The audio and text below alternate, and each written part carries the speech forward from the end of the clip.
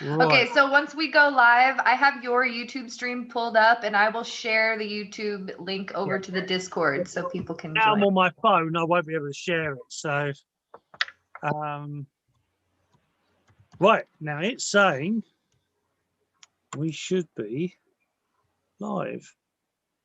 And it says live on there as well. So, okay, well, I think we're like, give me a thumbs up. Are we live? Yeah, cool. We're So, good. hello and welcome to the Way of Conscious Mindfulness podcast with me, Sifu Boggie. And this show especially is, what's its name again? Sit with Sifu or something like that. It's like, I don't know. I make the name up every week as I go along. But the whole point of the show is it's a Daoist, it's understanding the Daoist philosophy. The Dao means the way, the path, the balance. And part of my philosophy, my name is Sifu Boggie. Sifu means guide, muse, somebody who points you along the way, who guides you on your path. And today we have a special guest, as somebody to ask me some interesting questions and see if they can catch me off guard. We have the wonderful Kristin. Hello, Kristin. How are you doing? And actually, you know, for the audience, who are you and what do you do? Well, hello, Sifu Boggie. Thank you so much for allowing me to meet with you today. I always enjoy and absolutely cherish our conversations. Again, my name's Kristin. I am a Reiki master practitioner and just a kind of a jack of all trades, I guess you could say. My interests are widespread, and I always adore being able to have these conversations about really anything under the sun. But today I would love to discuss Taoism and the basic philosophies and principles of Tao and how it can apply to everyday life, and just to be able to help see the benefits that really anybody can have when working with the philosophies of the Tao. So super grateful for you and all the wonderful things and all the healing modalities that we share. And it's been an absolute treasure to be able to just get to know the wisdom and beautiful, beautiful conversations we share. So thank you for having me here today and allowing me to bring these questions forward. Cool. Well, I'm happy too, because I mean, I can, as most people know, or my students know, I can ramble on a bit. So if I have a little bit, you know, even the Sifu needs a Sifu, and the whole idea is like, well, when you're asking the questions, it allows me to sort of narrow the answer, because somebody once said, well, what happens if somebody asks you the same question? So, well, even if they ask me the same question, there's about 15 answers that I can come up with, because there's so much, you know, if you ask about a certain thing, there's so many different experiences that I've had, so many different, you know, it's, well, yeah, it's coming up to, what was it? So 11, yeah, 11 was 11 going into 12 that I met my Sifus. So that will be, I'm 51 this year. So that's like that's almost 40 years, all 40 years of doing the Tao. I know I don't look old enough. I look like a, I know, but anyway, so enough about me as such. What's your question? What would you like to know first? Absolutely. So just in my own journey working with Tao, it's been something that, you know, I've learned is a very fluid term, something that can really be applied to many different principles. But the underlying theme for me anyways has been seeing the flow of life and being able to see the Tao, your path, the way, and flow, and understanding that it's okay to change. And so for me, the big question I have for you today is, how does one connect with their Tao, and how do we know the flow of the path? Wow, that's an awesome question. I'll come back in about 10 years and let you know. No, it's a very cool, you know. So, and you'll probably on this podcast you'll hear me say it a good few times, because it takes a while for people to realize. But the Tao simply means the way, the path, the balance, but it's your way, your path, your personal balance. You know, you have the universal Tao, but you have your own personal Tao. And when we think of the word balance, we tend to, in the West, we tend to think of a straight line, or we tend to think of steady scales. And the issue is that in the Eastern philosophy, and you know, when you look at the universe, we go through ups and downs, we go through waves of stuff. And so, you know, balance isn't a set line, it isn't a stationary thing. Balance moves, you know, and I think we get in this impression that our life's supposed to be exactly the same all the time, every time, or you know, that we're meant to know what to do all the time and never have a, you know, and have all these strategies. And I mean, with the, as you sort of said, there are many variations of the Tao, of Daoist. There are many types. There's the Barefoot Doctor, DragonDog Shaman, the Cloud Whisperer, the Drunken Daoist, and the DragonDog Shaman. Or did I say that twice? Maybe I said that twice. There are so many different variations, but it's about this personal balance, this finding your personal path. And there's sort of some guidelines, you know, there's certain little guidelines that sort of help you on that. It's that everything, you know, everything in the universe is energy. Everything, we, you know, like, you know, we sort of hinted off screen. We talked about the Matrix a little bit, and yeah, you know, we live, everything is energy, and everything is this vibrant energy, and we tend to forget that, because we, you know, we go through life and we put our hand out, we hold a door, or we drive a car, and everything seems so solid and stationary, and everything seems in a certain way, but everything's actually more fluid than we think, and everything's more energetic than we think. And you know, what you have to like realize is that even you are fluid. You know, you're who you were. And one of the Daoist poems I always remember, who you were when you were 3 is different to who you were when you were 6, which is different to who you were when you were 9 and 12 and 20 and 33 and 53, and so on and so forth. So your perception of realities are always only based on the here and the now, what you know now and what you see now. And so, you know, it's this thing of first is that things can change, things will change, things do change, and things are fluid. And the only things, while you're alive, the only things you can sort of guarantee is that you'll breathe, that when you breathe in, air goes in, and when you breathe out, hopefully air goes out. That sometimes can be stopped by certain things, but this idea of breathing and this idea of flowing, that everything changes. Even a mountain changes, but it changes very slowly. And this thought of breath, when I mention breath, is that breathing affects doing. And what do I mean by that? Is that the way you breathe affects the way you think, the way you feel, and the way you do. So there's a Taoist philosophy that says if your breath is shallow and rapid and fast and erratic, your thoughts are shallow, erratic, fast, and erratic, and your actions are shallow, erratic, fast. You know, is that how you're breathing affects how you're thinking and how you're feeling and how you're doing. So as you're going through life, actually just pondering on your breath and focusing on your breath can actually change a lot of stuff. And you know, people who know me is I'm a big advocate for Qigong and Tai Chi, and I'll say, oh, there's a Qigong for that. But Qigong, one of the simplest translations of Qigong, simply means breath work, working on your breath. And so when you look like you're talking about, oh, you know, how do you find your Tao? It's like, well, firstly, breathe. You know, breathing is good.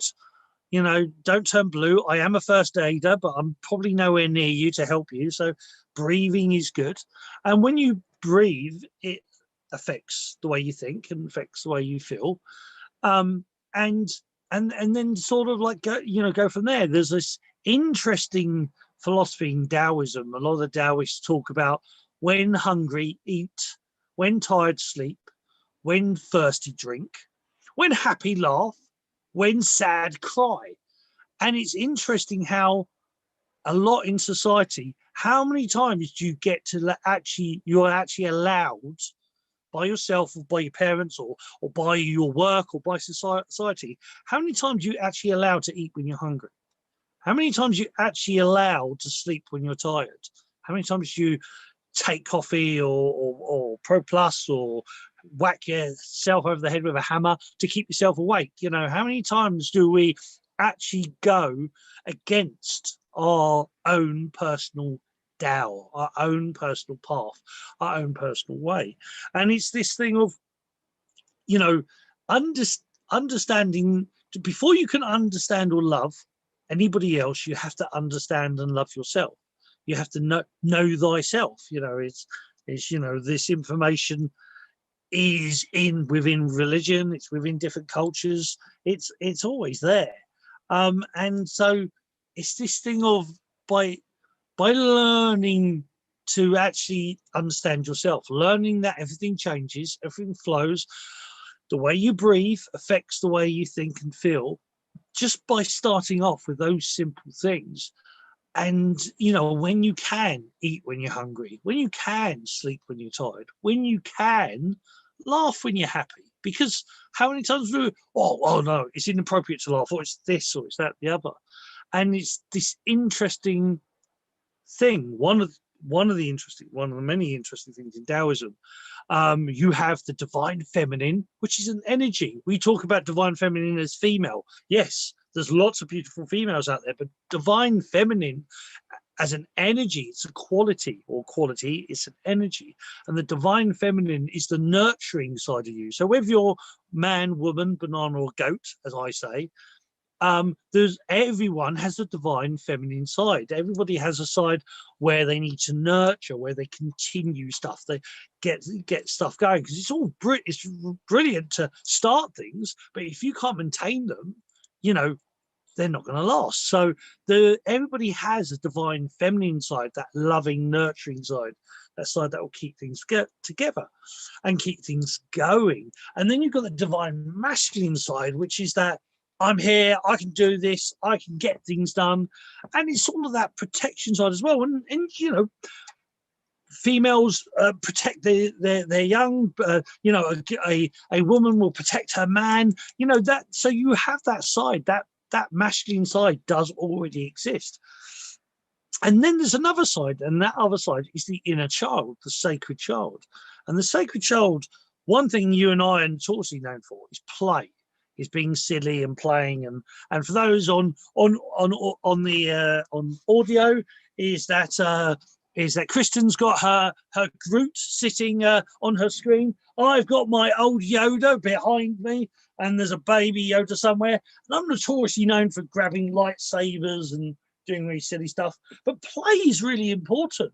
Is that, you know, in psychology, they've learned that, you know, when children don't actually play, it actually impedes their development. And adults are no different. Is that when we're restricted from play, that's why we have sports, and that's why, you know, you do have certain things, because play allows you to express yourself. But there's another side to, like, the child, is that a child expresses their emotions.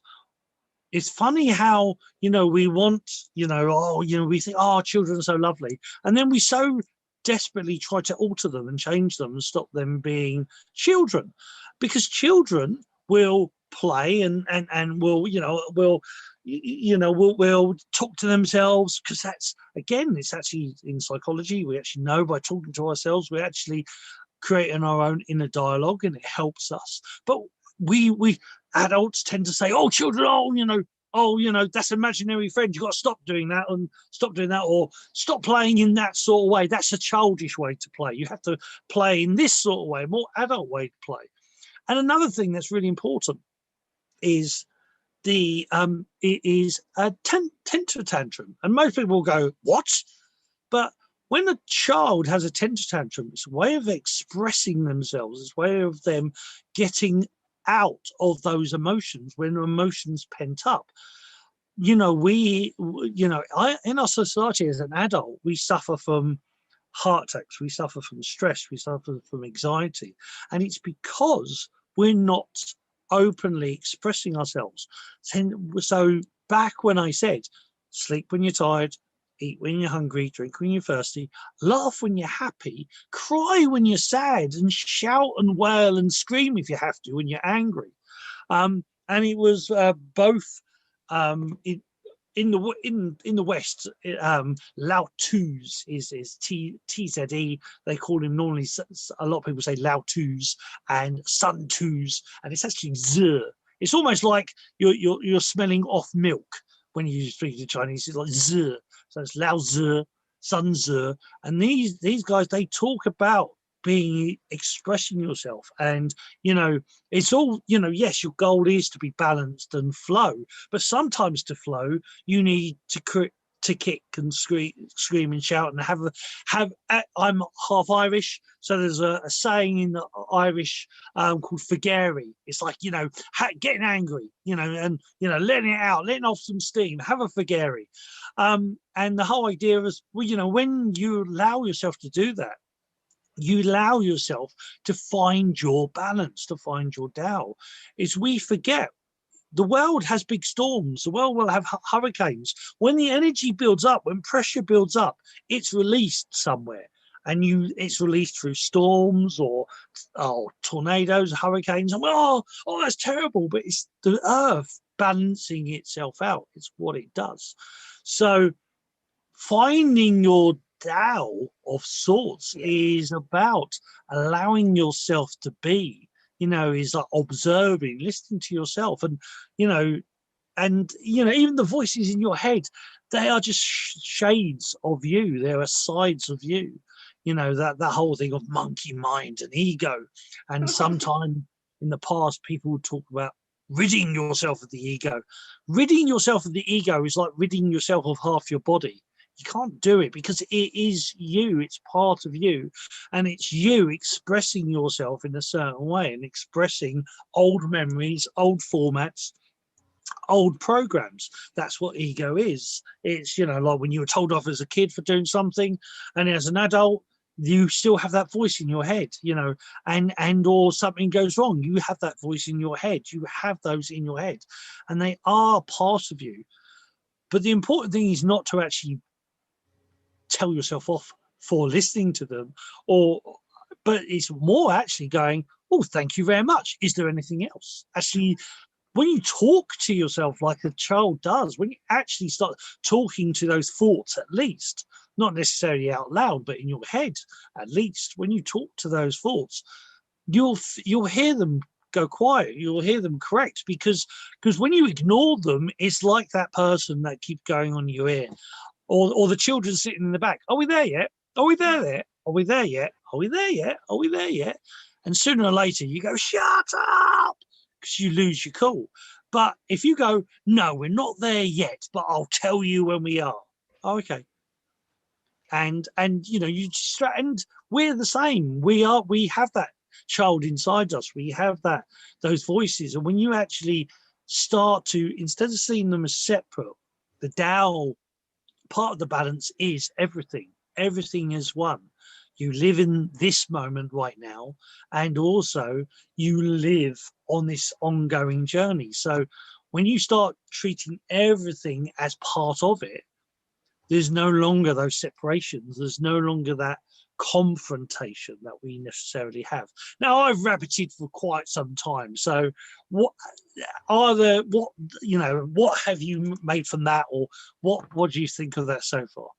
Absolutely. Well, first of all, thank you. I really appreciate the reminder about the breath, because I know for myself, especially whenever I am walking along a place of my path where maybe I'm feeling a little bit disconnected from my Tao, being able to remember the simple things that I can control in this now moment, which is my breath, and working with it, and being able to, in those moments, allow myself to stop and ask, how am I feeling in this moment? Because like you said, a lot of the times we're not able to express ourselves if we're, angry or tired or excited, whatever the case may be. A lot of the time in our society, where we have these constructs of how we are to behave in certain scenarios. And so being able to give ourselves that space to be expressionate to our true nature, not holding that judgment, or even trying to manipulate the way that we do truly feel inside, but rather just holding space for it. And so I just wanted to say thank you for that beautiful, beautiful reminder about the breath. It's a very simple one, but it's very, very powerful. And I think it's easy to forget the basics sometimes. So beautiful reminder there. And then also I really appreciated you mentioning, like you said, the expression of the inner child, of the masculine, of the feminine, and being able to check in with each parts of those within yourself and say, you know, am I feeling creative? If my creative energy is blocked, you know, and then you can kind of stop and ask yourself, like, why am I feeling blocked in my creativity? What part of my feminine side might be needing a little more love or understanding or nurturing? And I love that you always bring up thank you, is there more? Because you're right. If you sit there and you ask and you say, you know, whatever it is, it presents, you know, more like, oh, this, you know, I tried a creative thing and it didn't go the way I wanted, and so now I'm hesitant to go in that direction. And then you sit and you ask, okay, thank you for that wisdom. Is there more? And you continue asking until eventually, as you mentioned, that there is no more, and you're able to sit in silence with it. And in that moment is where you can really find that peace of like, okay, I've addressed it all. Now I can sit and assess and evaluate, or just soak in, or allow it to have whatever space that it might need in that moment to just be. So thank you for that beautiful wisdom. What the Tarian goddess in the chat asked, can you please explain what Tao means? So is there a way you would like to answer that, Sifu? Oh God, how long have we got? And this is actually not the. I've already explained it in like the first podcast, but I'll happily explain it again. So the Tao, you know, so the Tao on a very simple basis. The Tao means the way, the path, the balance. So it's an ongoing journey. It's a circle. It's a continuation. The hero's journey. For those who know about the hero's journey, it's this journey that you go through. And you know, so you know, the way, it's finding the way, your personal way, as well as the way of the universe, you know, because the Tao is many things. It's not just one thing, it's many things. A mountain has its way, you know, and you walking on that mountain you have your way of walking on that mountain. It's a process of sorts, and it's your flowing of that thing, whatever that thing is. I always say there's a Qigong for that. Well, there's a Tao for that as well. You know, there's a Tao to breathing. There is a Tao to eating. There is a Tao to sleeping. So the way is a path, but it's not, you know, sometimes, well, in Zen, or in Chinese, in Chan, which is Chinese for Zen, Zen is very set. It's very clear. It's very to the point. It's boom. And you know, very sort of sidetracking for a second, when you were saying about, you know, asking, oh, is there any other questions? In the Zen way of doing it, that's actually called the truth of the thousand cuts, where you actually say, you know, somebody's saying, oh, you know, I'm really depressed. Why are you depressed? Well, but why? What happened when you was a child? Why? And you, and it's quite harsh. It's quite it's very much like it's almost, for those who remember Pink Panther and like Kato, it's very much like Kato jumping out of the cupboard and whacking you over the head with a big stick. You know, it's very to the point, it's very direct. The Daoist way would be, thank you very much for that information. Is there anything else? Rather than saying, why do you think this? Why is that your answer? Why? Is there anything else? Can you add anything to it?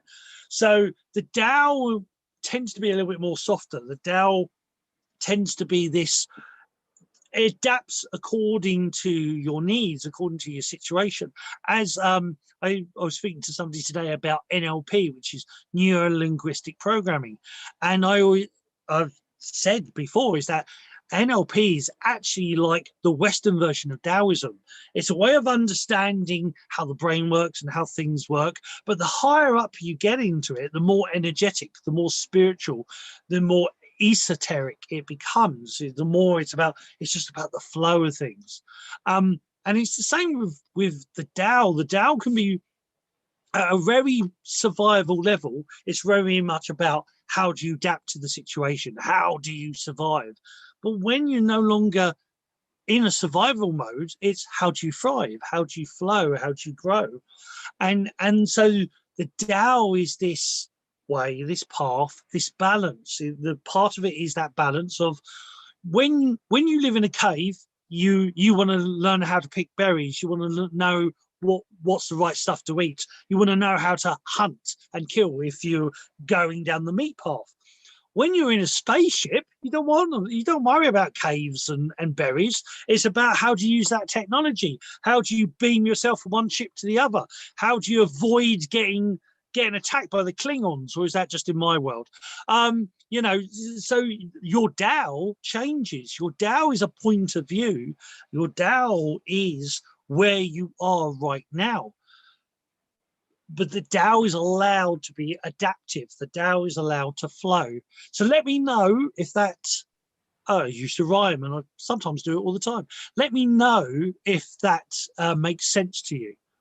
Absolutely. Absolutely, Sifu. I'm grateful you brought up the fact that the Tao can change, because I know, at least in my experience, we get an idea and we're like, okay, this is going to be the thing that I'm going to use to identify with in this moment. So that's going to be how I direct my focus. And it can be at times whenever we do that, we're actually limiting ourselves as far as where we're going to allow ourselves to flow. And whenever we have this such direct divine focus on something that we might not be allowing of the flow, we then find ourselves in situations where, at least in my experience, if I'm not going to flow with life, life will flow around me. And so it's almost like, instead of being the water, I'm being like the rock sitting inside of the water, being against the flow. And so just knowing that it's actually really beautiful whenever the energy flows and you allow yourself to go into new spaces. And it can be difficult to, oh no, hold on, sorry. That's right. There's a little bit of music for the interlude, but we're back. Yes. But yeah, just allowing yourself to flow with whatever it is that your heart calls to in the moment. If you're in a place where, let's say, you put a lot of energy, you're going with the flow, you're feeling in the Tao, and then all of a sudden you wake up and you're like, I'm not feeling very connected with my own life anymore. I'm not feeling connected with the spaces. To be able to stop and like reassess with yourself and say, where in my life am I drawn to? And then allowing yourself to move and not holding any judgment or anger or frustration with yourself for your path. Because even though a place that you may have put a lot of energy or time, or maybe you envisioned your path going down in this direction and it's not going in that direction anymore, being able to see that as a beautiful opportunity and be grateful for the lessons that you learned while, on that path, but understanding that the beautiful part of the process is finding the different path or finding the new way. It's almost like it reminds me of one of the first times you and I connected, and I was working with my artwork, and you showed me how to utilize my energy in my artwork. And that was a really powerful moment for me, because since then my artwork has completely changed, and I've been able to be much more fluid and flowy and create things that I'm more connected with. And so, but had I in that moment held on to my rigid way of, no, this is how I was taught in school to do the pen work or brush work or whatever, I might not have allowed myself that opportunity. And so, I know that it can be, there are definitely times in our path where we want to stay in those old energies, or stay in those old paths, or be in the Tao of the past, but knowing that it is beautiful to flow into the new spaces. And if there's any kind of wisdom or guidance you would like to share for those that might be trying to flow in a new Tao, and maybe they're struggling to release the old paradigms or the old ways that can be utilized to find that gratitude for the new, as opposed to the anger or frustration. Well, there is this thing, there is this interesting thing, even with like names, and that's the whole point in the universe. Things are what they are, and when we name stuff, we're trying to put it in a certain box. We're trying to say it's a certain thing, and so but you think a pen in English is something else in Italian, is something else in French, is something else in Russian, is something else in Chinese, but it's still technically a pen. And this whole thing of we name stuff, and there's even to the point where within the Japanese and Chinese, you have the Japanese, you have sensei. Now, sensei is master, and sensei, the Zen way is very much, this is, and sometimes this can sometimes happen with guru as well, is that, very much, I'm the master, I'm at the top of my game, I know everything, you must follow exactly what I say and do. And Sifu, you will have people who say Sifu means master. But how it was always taught to me, Sifu is more the actual Shifu. The actual name itself is more parent. It's more. It can sometimes be father, but also there. It's used for female Sifu. A female is still a Sifu because it's a parent. It's somebody who lovingly guides you and helps you along your path rather than forces you to do a certain thing. And it's this thing is that when you live in a very rigid way, in a rigid world, or it has to always be like this, eventually the universe itself, the universal Tao, will knock you out. It will take you off course. It will throw everything upside down. I literally learnt what the next thing I'm about to say. I literally learned it as a lesson, is that my Sifus once said, it's like when in a stream, when you're in a river and it's a strong current and you try to fight against the current, it will wear you out and you could almost drown. But if you let yourself relax and become buoyant and flow with the water, it will naturally take you to the sides. And my Sifus literally threw me into a river to prove the freaking point. And said, right, well, I'm throwing you in, swim back. And I'm absolutely worn out. And then as I got to the bank, they threw me back in again. So now relax. And it took longer, but I eventually got pushed onto the bank, onto the side. And the metaphor, that physical metaphor, is that when you fight against others, yourself, the universe, it becomes a hard struggle. It becomes when you're fighting against your own. If you feel sad and depressed and you're trying to fight, I must be happy, I must be this, I must be that, you actually will wear yourself out. It'll actually cause more troubles. Now, I'm not saying be the opposite and be like Eeyore from Winnie the Pooh and be depressed all the time, but there's this cool little trick that my Sifus taught. It's like whether it was anger or fear or frustration or even jealousy, is that okay, you're starting to feel that and say, okay, I'm allowing myself to feel this for 5 minutes or for 2 minutes, and say, right, and after that, then I must let it go. And it's this interesting, it goes back to that ego thing of like, when you start actually listening and saying, oh, thank you very much. Is there more? Is there anything else? When you go, okay, right, I'm frustrated and I'm angry. Right, okay, I'm going to give myself 2 minutes to be like this. And or the Daoist say, what, scream, shout, wail, have a temper tantrum. Do what you need to get it out. So, either do that or like the other version is, I give myself those 5 minutes, that 5 minutes of being fully immersing myself in that fear, or fully immersing myself in that sadness, that that whatever it is, allow yourself a period of time to immerse in it. And then even I've done it with a clock, alarm clock. Set the alarm clock, and once that alarm clock goes, that's it. It's now time to change. It's now time to, and it's almost like in training where you get, you know, you're training hard. You go right. You got 5 minutes from now to relax. But once that bell bings, then you've got to, right, okay, that's my 5 minutes over. Now I've got to do something. Now I've got to move. And so it's this thing of change. You know, if you are rigid, you'll be more rigid. You know, if you try to resist that rigidity, you'll be more rigid. And so it's allowing yourself to be it for a moment or for a period of time, but then encouraging yourself to flow and change. And it doesn't happen overnight. You'll feel that resistance, but you always come back to the thank you for that information. Is there anything else? Or okay, right, all right, I'm going to keep doing it for another 10 more minutes, and then I'll have another 5 minutes of doing nothing, or 5 minutes of whatever it is you need. And less is more.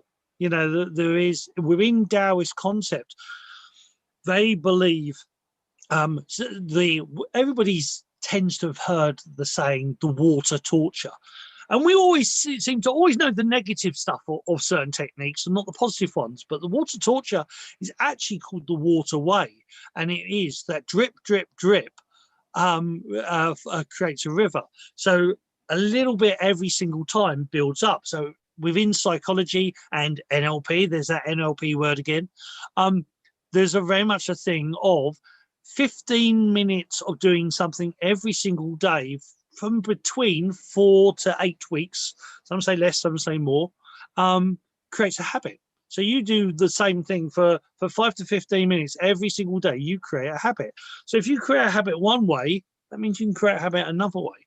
So you know, when, you know, like people say, just because on the audio, you wouldn't have seen it, but Chris has just taken a sip of water, and it's the thing of water. You know, if you actually say, instead of, oh, I must drink 2 liters every single day, have a glass and never let it go empty. Take a sip every time you think about it, a sip, not gulp, gulp, gulp, a sip. And every time you look at the glass, take a sip. Every time you think of any word ending with Y, take a sip. You know, find an excuse, but you take a sip and you make sure that glass never goes empty. So you fill it back up, take a sip, take a sip, take a sip. When it gets near empty, you fill it back up. And that's how you create a pattern. Even in training, you know, you want to learn to get fit. 15 minutes every single day will actually get you fitter within a 3-month period than doing 2 hours 2 or 3 times a week, because of that regular exercise actually builds up. And you do that 15 minutes, and after a period of time, you'll actually do half an hour, because you'll actually forget you've done the 50. That feels like nothing now. Let's do another 15 minutes. And or like you want to do 500 sit-ups, you start off with 10, and then every day or every week you add a couple more, and you build that up, and over that period of time, that becomes your new normal. You know, you get into that routine, it becomes a new normal, and it's easier to add more. You become new normal, easier to add more. And when you do it like that, and also when you remember the sacred child, so the regular routine is the divine feminine, the doing it is partly the divine masculine, and the playing with it, having fun with it, is the sacred child. So when you can maintain all of those three, the divine feminine, divine masculine, and the sacred child attributes, you'll find your Tao, you'll find that flow, you'll change things. But the but is you've got to stop confronting yourself when you make a mistake. When you forget to do a day, just okay, well, I'll do 15 minutes tomorrow. Berating yourself actually slows you down more. When you tell yourself off, when you tell a kid off, you're actually enforcing the negative. It's negative enforcement. When you tell somebody off, you're actually programming that negative thing that you want them to stop. You're actually programming it more. So when you berate yourself for not doing something, it's more likely you're not going to do it the next day, and the next day, and the next day. So it's far easier to go, oh, I didn't do it, but I'll do it tomorrow, and you do it tomorrow, and you go, oh, I'll treat myself to a currant bun, or I'll, you know, an extra 5 minutes in bed, or whatever it is you want to treat yourself. Because again, just like children, when you go for positive correction rather than negative, so when you give yourself when you, like, you know, treat yourself when you do something right rather than tell yourself off when you do something wrong, you're more likely to build up positive attributes. You're more likely to build up positive ways of doing stuff. So it's focusing on the light than the dark, and it's allowing yourself to flow and not be rigid. But hey, as any good Taoist should say, what do I know? So there's a balance then between allowing the flow and also having a schedule, so to speak. Like, so, because I've heard you mention this before, where you'll say, you know, 15 minutes is more powerful than an hour. And so whenever I first started Qigong with you, I would spend 2 hours every week working on Qigong. And then we had a conversation and I said, okay, I'm going to try just waking up and doing 10 minutes of it each day at the beginning of the day. And I have seen such an increase in my energy just in the last week of taking that 10 minutes each day, as opposed to doing 2 concentrated hours of it on one day. So, but at the same time, it's almost like, but then how do you allow yourself to flow if you have a set schedule? Does that make sense? So it's like, you know, so wake up the day. The thing with the Tao is this weird contradictory. You know, there's both you're both set and flowing at the same time, and it's like so you know, is you like say, oh, yeah, but if you're doing 15 minutes a day, that's a routine, and but you get up every single day. Hopefully, you go to the toilet every single day. Hopefully, you eat and drink every single day. That's loads of routines you've got there, but it's routines we don't think about. And what the whole goal in the Tao is, you make things effortless. There's a saying called Wu Wei, which means do little and everything is done. Doesn't mean do nothing. It doesn't mean, you know, oh, just don't do anything all day. But when you make things effortless, they flow. You know, when you make things a habit, they flow. So it's creating those habits. Now, remember, 15 minutes every day, well, 15 minutes out of 24 hours is a very small window, but that means that 15 minutes you can do anytime you freaking want in that 24 hours. So yeah, there is a schedule in one way, but there's not in another. That you can adapt it to, you know, you can. And I can say that as an instructor, as a Sifu, I should be doing something like 8 hours every single day. What I can guarantee, ever since I was 11 years old, I've practiced half an hour every single day. I can guarantee that. I've done and I used to be a baker, so we did rather naughty, slightly illegal, but we worked like 24-hour shifts. And so, but I could find half an hour, I could find 15 minutes, or I could do, I could do 5 minutes in that, you know, in that time. I have many different skills, because that's my Tao, is all these different skills. And I do massage, reflexology, acupressure, Reiki, Shun, all different types of healing. And I'm notoriously known at a spiritual camp that I used to go to. Obviously, I say used to because COVID stopped it for now. But I've got this record of doing 18 hours of non-stop massage. And people go, oh, wow, you know, how could you'd burn out? How can you do that? And it's like, well, what happened was there were 15-minute massages, half an hour and an hour massage. And in between, I'd get 5 minutes or a couple of minutes in between each person. I do 5 minutes of an exercise. I do my most known one I teach, the one that's on YouTube, 10,000 people have watched, is Willow Tree Qigong. And it's a very simple exercise. And I would do that, or there's a couple others that I would do, and that would keep me flowing. That would keep my energy flowing. That would stop me from seizing up. And that's how I could do 18 hours of non-stop massage. And also there's tricks within the massage, because when I do massage, I'm actually doing Qigong, meaning that I'm standing in a certain way that the energy is still flowing and my body's still relaxed. Because a lot of people, when they do massage, they're hunching their shoulders, or they're scratching their back, or they're frowning seriously and creating lots of tension within their body. And just like everything is your Tao, everything has a Tao. There's a Qigong for everything. So there's even a Qigong for doing massage and healing. And that's the whole point, is that everything becomes part of your way, everything you do has a Tao. Everything you do has a Qigong. And when you get to that point where everything you do is a Qigong, that energy never stops flowing. You never stop getting more energy. You never stop. Because people say, Boggie, how come you got so much? How come you're like a 3-year-old? You're always bouncing off the walls. You got plenty of energy. Because I'm always connected to the Tao. I'm always connected to my Tao, that ever flowing energy. It's like being plugged into the universal socket. You're always getting that energy. And sort of like Reiki alludes to this and talks about this, but it's this constant flow of energy, that everything, there's energy all around us. There's energy everywhere.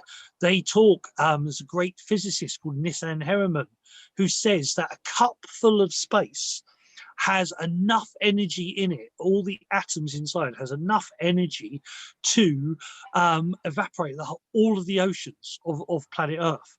How many cups are inside you? However big or small you are, there's more than one cup.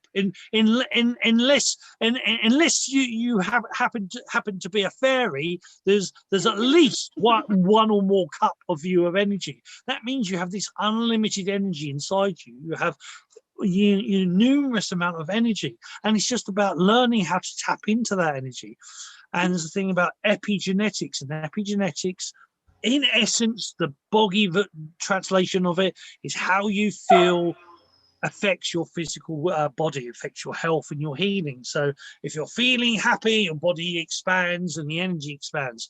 If you're feeling scared and frightened, you're more likely to get cold, you're more likely to get flu, which we already know this. It's almost common sense that, when you're stressed, I've got a cold, it's because I'm stressed. Or I'm worried about stuff, and I've hurt myself, or I tripped over. And we already know this, but it's actually, epigenetics shows it's a reality that how you feel, how you think, and how you do affects everything around you and affects you. So with that concept, with that idea, so if you're feeling anxious, let's say you're feeling anxious about whatever the situation, let's say you're just feeling anxiety in general. If you stop in that moment and you allow yourself to feel the anxiety, you ask yourself where the anxiety is coming from, and then you hold space for it, as opposed to, trying to dismiss it or belittle it, then you've allowed that anxiety to flow, hypothetically. And you give yourself the time, like you said, say you give yourself 5 minutes to be in these energies and to allow them to hold their space. But then I think the most important step you mentioned is that moving forward, that, okay, I'm done. Like, okay, I've set aside space for this. I've given myself time for this. Now what can I do to move forward to increase my energy? Can I do some Qigong? Can I go and play with my little toys and have some fun? Or, what can I do moving forward? Maybe it's a matter of, maybe you find out you're just tired and you need a nap. Go take a nap, but yeah, absolutely. I really appreciate that. That wisdom is super, super helpful, and just really grateful for being able to hear your wisdom and working with the Tao. I know it's a journey. I know it's a path, and I'm so grateful for it, because it is unique to each and every individual. Every person has their own path, and I think for me, anyways, the most empowering part of it has been being able to just see that there is no wrong path. That the wherever I'm at in this moment is where I'm meant to be, and what can I do with this moment to make the most of it, or to learn to move in the next direction, or to increase the joy in this moment, but really just being able to be present and in this now moment. And I think for me anyways, that's a lot of what my Tao is just learning to be present and hold that gratitude. And I adore the fact that we can take 15 minutes. You can do anything for 15 minutes, okay? And how big it can change the rest of your day whenever you stop and say, you know what? I'm feeling anxiety. I'm going to take 15 minutes and I'm going to stop. Maybe I'm going to do some Qigong. Maybe I'm going to sit in meditation. Maybe I'm going to go and I'm going to scream in my pillow and I'm going to jump up and down. I'm going to find a way to let this energy release, and then being able to call it back to you. And now you have released the energy that is causing tension, and you bring it back into your being to be able to utilize it, as you said, to like, the energy is everywhere. It's all around you. It's how you interact with it and how you use it to amplify and move in whatever direction you're moving in. So yeah. And very quickly, what I say is very importantly is, like you say, if you are stressed, if you are anxious, angry, whatever it is, check your breathing. Just remember, if your breath is fast and shallow and erratic, your thoughts are fast, shallow and erratic. If your breath is tense and aggravated, your thoughts, your actions will be tense and aggravated. So if you're anxious, how are you breathing? Are you breathing? Are you holding your breath? So breathe. So, you know, Qigong, and we'll talk about that another time, but Qigong, one of the simplest translations of Qigong is breath work. Breathe. Goodness safe, breathe. Then you can work. If you don't breathe, you won't work. It's quite simple. So when you're, you know, however you're feeling, if you're not chilled, then check your breathing and breathe. The power of the breath, Sifu. It's absolutely beautiful, and the wonders it can do in the mind as well, right? Yeah, and also the whole thing of in Daoism, there's a whole humility thing, and the whole thing of, you know, never take yourself or anybody else too seriously. When like the Zen, there's you know, I'm a guru, I'm the master. You know, you must obey what I do. As a Sifu, you don't have to listen to me. You should listen to yourself. You don't have to listen to me. But this is why I say, hey, what do I know? Because it's that, you know, is that if you take things too seriously, you're missing the point. You're drifting away from your own Tao, because it's a wave. It's not a straight, stagnant line. It's a wave. It flows and it moves. So always, you know, remember to have fun, you know, even with yourself. You know, never take yourself or anything else too seriously, because you'll miss the point. You'll miss that way. You'll miss your Tao. I love that. But hey, what do I know? Beautiful. No, absolutely. It's definitely easy to get caught in the moment of that seriousness, and that's for me why I love the element of play in anything we can do. Like, well, I was spending time with my mom the other day, and we just said, you know what, it's a sunny day, let's blow some bubbles. And we went outside and just blew bubbles and had a great time in the sun. And she came to me afterwards and was like, you know, I haven't blown bubbles in probably 10 years. That was so powerful to be able to do. And it's simple, right? Like, I think a lot of the times it's easy to overcomplicate things and say, oh, well, you know, people spend hundreds of thousands of years studying all of these different techniques and tools and things. But at the end of the day, it's about finding what works for you, right? And if you can find something that is as simple as connecting with your breath and asking yourself, what do I need to know in this now moment, that how powerful it can be, right? Yeah, you're right. But also, what did you do? You were blowing bubbles. What happens when you blow bubbles? You have to breathe. You're breathing out your your stress, what you no longer need. You're breathing it into a bubble, and you're watching that bubble disappear. So your worries, your stress, that negativity, what you breathed out, is in a bubble floating away, and then it goes poof. Oh, musical. And you know, this is the point, you know, so that simple thing is actually a meditation. meditation simply means focus on one thing and forget everything else. So even the act of blowing bubbles there's a metaphor there.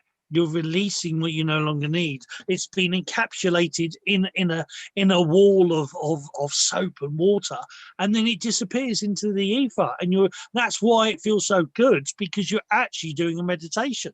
It's not sitting on top of the mountain going om. That's a meditation. It's not the only one. Everything. Play is a form of meditation. Play is a form of Qigong. If you do it right, if you do it in a way where you just have fun and you let go of what you need to. And that's the point. But Absolutely.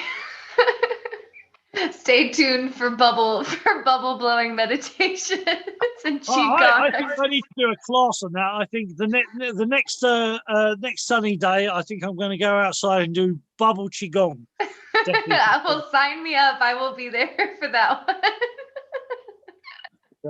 I think, but why not? Why the puck? I said puck. Why the puck not? That's the whole point. Is that we're meant to have fun. We are meant to still be children. Even as adults, you're meant to play. You're meant to have fun. But we, at some point, got into this seriousness, thinking, "Oh no, as a child, no." Adult fun is different. You have to be in a certain way. You have to do a certain thing. Nobody ever said you can't blow bubbles at 102 years old or however. Actually, I think people think I'm 900 years old. But anyway, nobody said that it's wrong. Everything is playing. And this is why kids are so important, because kids are our Sifus. Kids are our teachers. And animals are too. Animals, when they want... when they want fuss, they'll let you know. They come and sit on you. If you're not paying attention.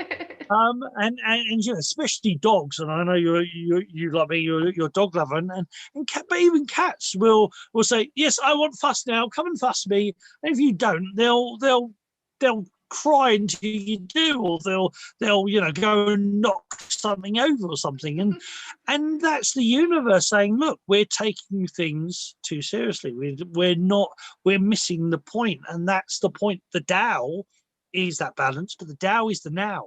The Tao is living in that moment, is appreciating everything you've got. And it's, religion's talked about this. If you was to die tomorrow, what would you do today? And how many people would totally change their day and do so many different things if they knew they were dying tomorrow? So why aren't you doing that today then? Or at least some of it, at least 15 minutes of it, is that, yes, we have bills, and yes, but you will find, I can always guarantee, when people say they don't have time to learn Qigong, I can absolutely guarantee there's at least 15 minutes in their day where they're doing nothing but fidgeting or worrying about something they don't need to worry about in that 15 minutes. I can guarantee probably there's quite a few of those. And that's the point. And if you can do that for Qigong, you can do that for meditation, and you can do that for stretching. And ultimately, that's what I'm all about. It's energy work, stretching work, and meditational work. But Qigong you can do all of them you can do all three of those in one exercise. That's the whole point. But it's this whole point of, you've got to live in that moment. You've got to learn how to live in that moment, and you've got to learn how to let go in that moment as well, because it's not about just about living in the now. It's flowing with it and letting go. Remember that river. You fight against that stream. And I know lots of people who fight against the stream of life, and that's why they've ended up ill, and they've had heart attacks and major issues or accidents, because they're fighting against the stream of life. Let go and go with the flow every now and again. If you can't do it all the time, that's fine, but at least do it every now and again. Blow some bubbles, have some fun. Yeah. Absolutely. I know for me, the mindfulness has been what has really helped me, because you mentioned, how long have you wasted 15 minutes worrying about something and you don't even realize? I mean, I can tell you I've wasted hours on something, not even realizing that I've given my mental energy to this for hours, until I realize I'm feeling exhausted, or now I'm past the point of like frustrated. Now I'm actually angry or whatever the situation may be. And so that's why for me, utilizing those mindfulness practices of stopping in that moment and saying, okay, I can feel my mind is not where I want it to be. Where can I bring it back, or understanding why I'm in that situation and being able to really give it love and understanding, because a lot of the times anyways, it seems that most problems we experience in life are opportunities for more love and more understanding. And so yeah, just being able to give that to yourself in those moments where maybe you have given away hours or days of your time to your mental thoughts, to your external experiences, the things that you may not have any control over. And rather than saying, you know, oh man, I wish I hadn't lost all those days or lost all that time, you know, worrying about that thing that I can't even do anything about, give yourself gratitude in the moment and say, you know, thank you for being aware of the situation. Thank you for seeing what's happening around you, and thank you for caring, you know. And I know that whenever I find I turn that mental dialogue from the questions or the angry or the doubt, whatever it is, into that gratitude and into that love, that I find it flows from my space, and then I don't necessarily want to come back to it because I've given it the love that it was asking for, right? Yeah, and you know, that's so like, you know, important is that, you know, you got to live in those moments, but you also got to learn, you know, dwelling in the past is the past. You can't change the, and if you've got a TARDIS, you can't change the past. If you've got a TARDIS, go and use your TARDIS, go to the future. And the same in the future, you know, you can't change the future. It's the future. That's the point. But you can do something about the now. And that's, and there's and we're in Daoist saying, they say, if you're worrying about something, there's nothing you can do. Why are you worrying? There's nothing you can do. If you're worrying about something you can do something about, don't worry about it. Do what you got to do. And that's the point. That's important. And there's other poems which we'll save for another time. But you know, it's really important to learn that you need to, your way, your path is in that moment. Do what you can do now, and watch. You know, I was notoriously known as a baker, which I can now get away with to say, but I was notoriously known as a baker doing 10 hours of work in 8. And people say, how do you do, you know, you're a time, you know, you're a time traveler. How can you've done 8, that's 8 hours work and you've done it in 8. I don't understand how you've done that. Because when people realised my secret, because I'd actually go to sleep for 2 hours and then still get all the work done. And then sometimes I'd get caught and they say, but you've been asleep for how have you? And it's like, because I don't fluff about. I get what needs to be done, it gets done. It's boom, boom, boom, it's done. Then I suddenly have a window of time. I go and rest, go back, boom, boom, boom, boom, get what needs to be done. And where other people fluff about and you know, and doing this and mulling and doing that, and that's why they need 10 hours to do that work. But when you do it in a certain way, you can fold space, you can fold time, you can make something shorter. If you actually take all those times where you're doing nothing, you take them away and add them somewhere else, you can do something. I used to do 18 hours a day training, and people say, but you've been at work for 10 hours a day. How have you done 18 hours a day training? Because I've been training at work. When I was baking, I've been in Shaolin style. I've been doing a certain Qigong in between. So I was always exercising. I was always doing the stuff. And that's the point. You can always do something. There's always something. Bruce Lee was notoriously known for sitting there watching TV and having a wax ball and massage, strengthening up his hands or lifting weights. Well, he was always doing something because he wasn't wasting energy. He wasn't wasting chi. And that's the thing of it's just learning to do things in a different way. I mean, you can learn to do things in a different way. You'll change your reality very, very quickly. I love that. So in the theme of stress or anxiety, would you have a suggestion for the viewers on a Qigong for let's say a 5-minute Qigong for stress or anxiety? Okay, so Obviously, noting for those on my audio, it would have to be very much an audio, not a visual. So what a very simple, easy one. Well, might combine two. So let's do the first half anyway. So rubbing your hands together. So rub your hands together like you're cold. And then what I want you to do, I want you to place, it doesn't matter which one goes first, place one hand on your belly, on the belly button, then place the other hand on top and just relax the shoulders, the arms, point the elbows out ever so slightly so the armpits are open. And then I just want you to notice your breath. So as you breathe in, I just want you to relax your belly. So let your belly expand and think of like, you know, you've got a ring, one of those blow up rings around your belly. And as you breathe in, the whole of your belly, back and the front, you feel it expand and you feel your hands gently being pushed out as you breathe in. And then as you breathe out, do the opposite. Gently, not too vigorously, gently pull that belly in and pull that belly in more as you're breathing out. Just pull it in more and more. Not too much, not too hard. Don't cause yourself pain, but really pull that belly in as much as you can. And then at the end of the out breath, breathe in. So breathe in, relax the belly again, let the belly expand. Breathing in, feel that belly expand. So as you breathe in, the belly expands with the hands on the belly. And as you breathe out, you're not pushing the belly in with your hands, but you're just using the hands as a guide. Feeling, as you're pulling your belly in, you're feeling the hands go inwards. So as you're breathing out, you pull your belly in. And as you breathe in, you let the belly go out. And then just another thing I want you to add. So as you breathe in till you can't breathe in anymore. Don't hold the breath, don't stop, but think of that wave. Think of a wave. So you breathe in till you can't breathe in anymore, and then you start to breathe out. And as you breathe out, you're gently pulling your belly in more and more and more. And when you can't breathe out anymore, don't hold the breath, don't cause tension, just start to breathe in again. So breathing in, let the belly expand and feel the hands gently being pushed out. Breathing out, pull the belly in and feel those hands gently come in.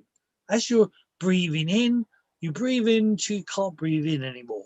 And you're like top of the wave. And as you breathe out and you can't breathe out at them anymore. You're at the bottom of the wave. And so sort of seeing your head, seeing your mind as you breathe in, that wave builds up, or you could even be on that ring, that air ring around your belly. You're sitting there in the water, your own ocean, and as you breathe in, you're at the top of the wave. You're all the way at the top, and then as you breathe out, the wave slowly sinks, and then you're at the bottom of the wave. And just as you're breathing in, feel that air expand your lungs, because as you're breathing in and you pull your belly in, you're actually opening up your diaphragm, your lungs to their fullest. So you're getting as much chi, vitality, everything you do want as you can. And then as you get to the top of that breath and you start to breathe out and you gently pull your belly in, you're squashing the diaphragm, you're pushing the diaphragm up, you're exhaling all that air, the char, what you no longer need. So you're getting rid of what you no longer need. So that's your air, that's your stress, your worry, the tension, everything is going out when you're breathing out. And then when you can't breathe out anymore, you just breathe back in again and filling up with chi again. So as you breathe in, get to the top of the breath, you fill up with chi, everything you want, everything you need, the light, the energy, the expansion. And as you breathe out the char, the stress, the worry, the tension, everything you no longer need, everything you no longer want. So breathe in the chi, everything you want, and breathe out the char, everything you no longer need. Breathe in the chi and allow that wave to expand to the top. Breathe out that char and allow that wave to sink to the bottom. And just continue for a few moments, breathing in that chi, breathing out that char, breathing in the chi, feeling yourself grow, and breathing out that char and letting the shit go. And continue that for another 10.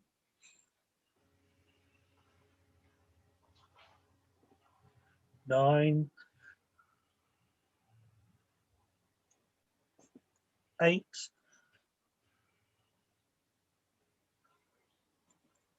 7, 6,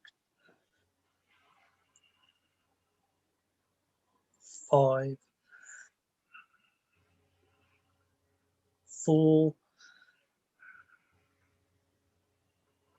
3, 2, 1. Just keep that going just a little bit longer, breathing in the chi, breathing out the cha, and eventually you don't even need your hands there. They were just there as a guide. They were just you sitting on that wave. But if you can, slowly continue that going as you go on your day, breathing in, let the belly expand, breathing out, gently pull that belly in more and more. Breathing in, filling up with chi, breathing out, letting out that cha. And just continue that process and allow that to flow, allow that to grow. And we'll just do another 3, 2, 1. And you can keep the belly breathing, but take your hands off the belly and just rub them again. Rub those hands together. And then in a second, just keep breathing. And in a second, what I want you to do is put the hands onto your face and then just breathe in that energy, that heat that you've been rubbing in your hands, draw it into your face and through the body and down the body into the feet. So run the hands and then place the hands onto the face, breathe in. And feel that go through your face, through your head, down your body, into your feet. Breathe out.